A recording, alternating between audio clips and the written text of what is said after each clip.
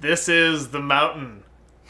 So much to say about this one. Just a mountainful, if you will. You know, you ever watch like that weird movie when you're a little kid that's like really trippy and makes no sense, and you just kind of watch it like this? That was kind of my experience with this episode.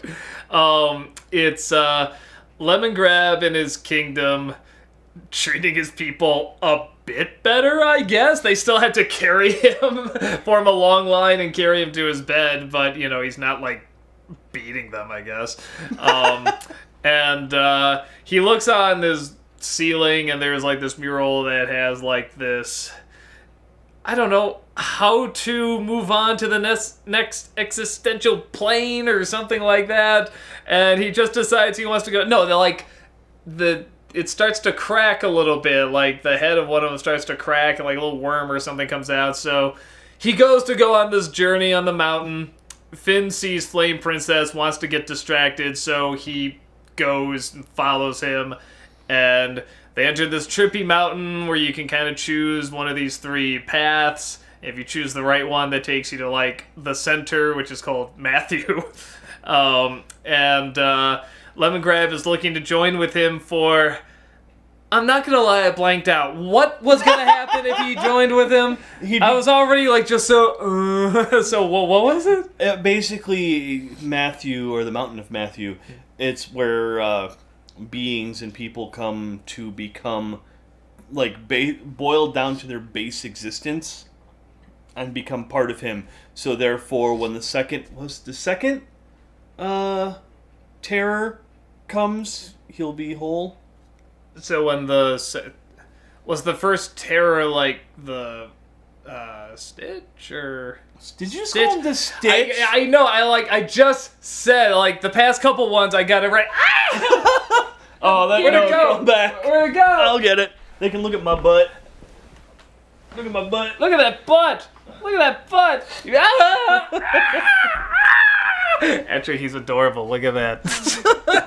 He literally just got this in the mail today, and yeah, I can see why you got that, because that's amazing. Sorry, go on. No, what was the first terror? Did they say what it was? No, we don't know. Okay. I was making sure that was something I didn't miss. So, you know, Lemongrab... So I'm trying to even remember now. So Finn's kind of like, nah, this doesn't sound right, or I guess I'll miss you. But no, Lemongrab, no, what? He throws the little lemon drops or whatever into Lemon Johns. Do you remember who Lemon John was? Remind me. Okay, the giant. It's been a whole week, man. I know, it's been a week. Basically his giant castle was a giant lemon being.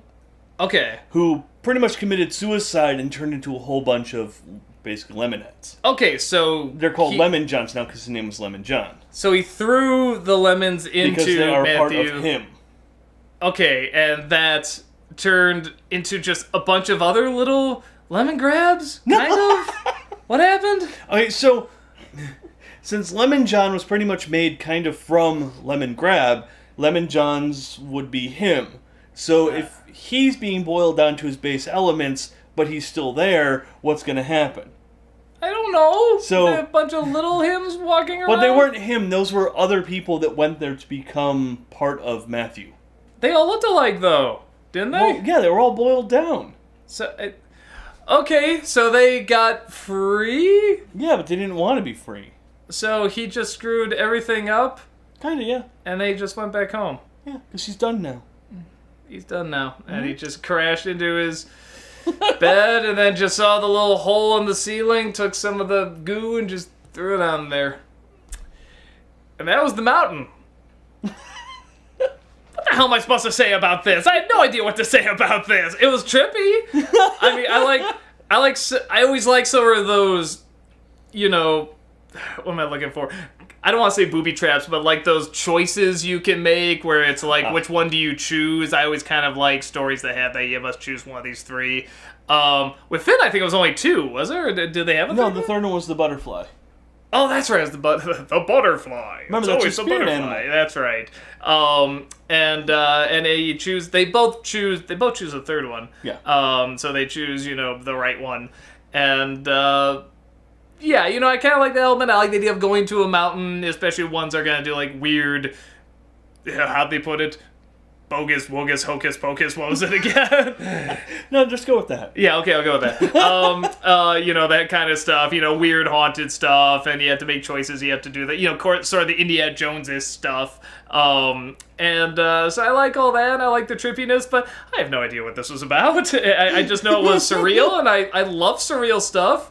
But I don't know what I'm gonna take from it. How about you?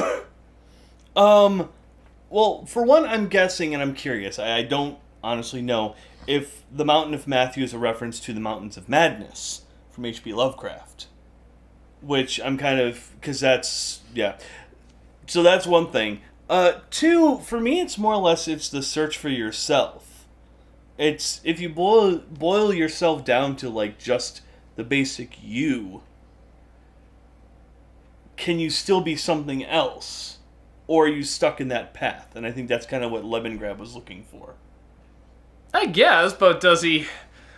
what kind of comes of it, though? I mean, just he messes up these other guys that wanted to be melted down, and now they're not, and okay, I'm done. Is it that there's just nothing to him? I mean, that he is just kind of this... he's looking at himself, and that's it? There's nothing deeper? I mean, because you did kind of see, like... there are these other weird temptations and stuff, I did love Bubblegum with the catcher's mitt, or the baseball mitt, with the other mitt playing catch. Well, I like it. When he goes to sleep, they put a mitt on him. I'm just like, why? Well, remember last week, there was the room, like they were going through his castle, his kingdom, and there were a bunch of rooms with nothing but a mitt in each room. Mm-hmm. And we never figured out what that was for. So we finally see. Well, that he just wants to play catch with the mitt? Yeah, or maybe Peebles played catch with him when he was younger. Oh, well, that's true, yeah, because they have that long connection. That very well could be. Yeah, he wants to return, like, maybe something of the past or something. That could be. It's like the three choices for each of them was kind of like the thing they're longing for the most, the thing they're afraid of, to an extent, and kind of like a more like the third option is kind of like beyond the other two. Well, and the first one especially seemed both with the first two, it seemed like here's something that you really wanted from the past. Like even though Flame Princess is like still doing her exercises or whatever, it's still something that he was close to having in the past. Yeah. And then with Lemongrab, doing that activity was something from the past, and then with the new ruler, Lemongrab, Lemon Hope there, that's something that I'm assuming is more like either happening now or it's going to be happening. Well, that would be the future. Yeah, because that's the future, and then the same thing with Finn, like they're making the Finn cakes. It's like, oh, I want Finn cakes, like that'll be something in the future. So, there is definitely like something from the past, something from the future, and then like you said, that's a good way to put it, just something beyond them. Yeah, it's not an earthly thing. It's not a normal something to long for. Like Lemongrab actually was like, no, don't hurt him. Almost like he's feeling something beyond himself. Yeah. And of course, Finn was just being Finn. But I love the whole them being on themselves, kind of like that infinite loop, if you will. I thought that was really kind of cool.